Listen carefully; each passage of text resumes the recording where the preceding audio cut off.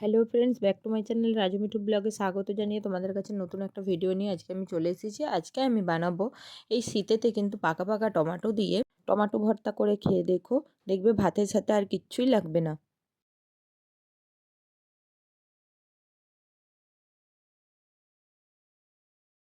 Tomato ভর্তা করার জন্য এখানে আমি 3টে টমেটো নিয়ে নিয়েছি। তোমরা তোমাদের পরিমাণ মতো টমেটোটা নিও, তো যার যতটা লাগবে সে ততটা নিও। তো নিয়ে এইগুলোকে আমি মাঝখান থেকে এরকম ফালি করে দিচ্ছি, কেটে দিয়ে 3টে টমেটোকেই এরকম ফালি করে দেব। আর 3টে কাঁচা লঙ্কা নিয়ে নিয়েছি।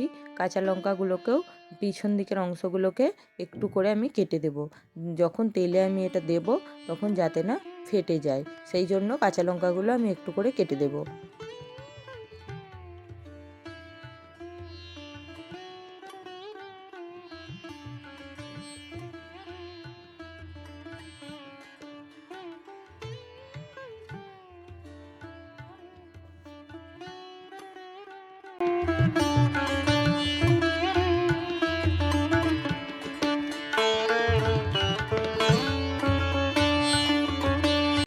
এবার আমি 2টো পেঁয়াজ নিয়ে নিয়েছি, আর পেঁয়াজগুলোকে ছাড়িয়ে ছোট ছোট করে কুচিয়ে নেব।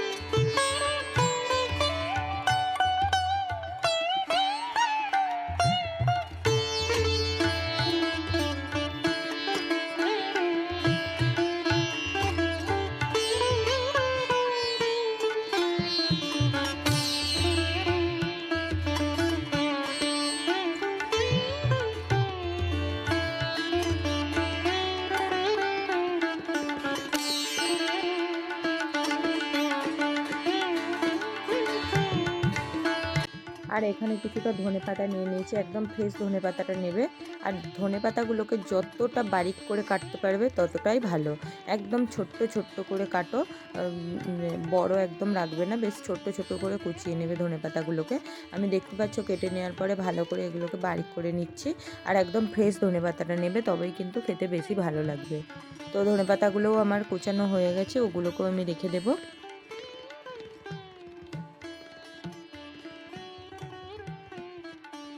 এখানে পেঁয়াজ কুচি, ধনেপাতা কুচি, টমেটো আর কাঁচা লঙ্কা রেডি হয়ে গেছে।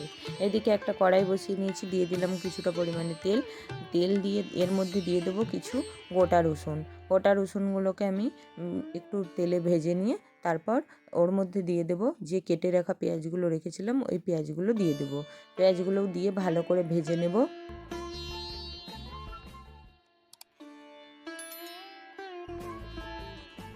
পেঁয়াজগুলো একটু ভাজা ভাজা হয়ে গেলে এরপর দিয়ে দেবো এর মধ্যে যে কাঁচা লঙ্কাগুলো ছিল, ওই কাঁচা লঙ্কাগুলো। তোমরা যে যতটা ঝাল খাবে সেই মতো দিও। কাঁচা লঙ্কাগুলো কিন্তু বেশ ঝাল, ওই কারণে আমি 3টে দিয়েছি। এর বেশি দিলে হয়তো আর খেতে পারবো না, প্রচুর ঝাল হয়ে যাবে। তো ওই জন্যই আমি 3টে দিলাম, তোমরা তোমাদের পরিমাণ মতো দিও। তো দিয়ে এগুলোকে আমি তুলে রেখে দেবো একটা প্লেটে।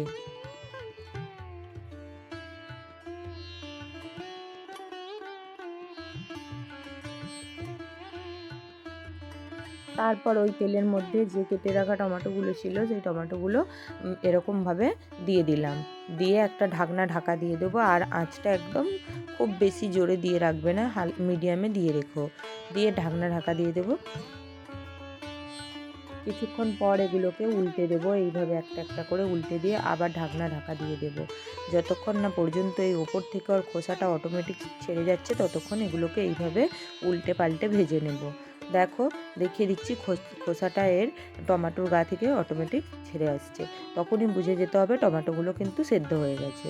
তো তারপর আমি এগুলোকে তুলে নিলাম। আর ওই তেলের মধ্যে যে বারিক করে কেটে রাখা ধনেপাতাগুলো ছিল, ওগুলোকেও দিয়ে একটু নাড়াচাড়া করে ভেজে নিলাম। তারপর সব উপকরণগুলো একসাথে একটা প্লেটের মধ্যে নিয়ে নিয়েছি। আর এইভাবে টমেটোর খোসাগুলো ছাড়িয়ে নিয়ে তার ওপর দিয়ে দিলাম বেশ কিছুটা পরিমাণে লবণ দিয়ে, যেহেতু টমেটোটা গরম আছে আর এটা গরম গরম মাখালেই খেতে ভালো লাগবে, ঠান্ডা হয়ে গেলে কিন্তু ভালো লাগবে না, তাই এরকম ম্যাশ করে নেব।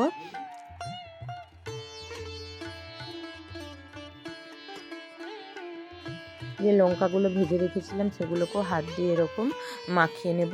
আর এখানে কোনো কাঁচা সরষের তেল দেওয়ার দরকার নেই, যেহেতু সব উপকরণগুলো তেলেই ভেজেছি, সবার সাথে তেল আছে, তো ওই কারণে এখানে আর কাঁচা সরষের তেলটা আমি দিচ্ছি না। তো এইভাবে সমস্ত উপকরণগুলো ভালো করে মেখে নিলেই আমার রেডি হয়ে যাবে টমেটো ভর্তা। তো বন্ধুরা, টমেটো ভর্তাটা তো রেডি হয়ে গেল। আর ভিডিওটা কেমন লাগলো অবশ্যই লাইক করো, কমেন্ট করো, শেয়ার করো। আর যারা আমার চ্যানেল নতুন তারা অবশ্যই চ্যানেলটা সাবস্ক্রাইব করে পাশে থাকা বেল বাটনটি বাজিয়ে দিও, তাতে আমার ভিডিও তোমরা সবার আগে দেখতে পাও। তো চলো বন্ধুরা, আবার আসবো নতুন একটা ভিডিও নিয়ে খুব তাড়াতাড়ি। ততক্ষণ কিন্তু তোমরা ভালো থেকো, সুস্থ থেকো, সাবধানে থেকো। টাটা বন্ধুরা।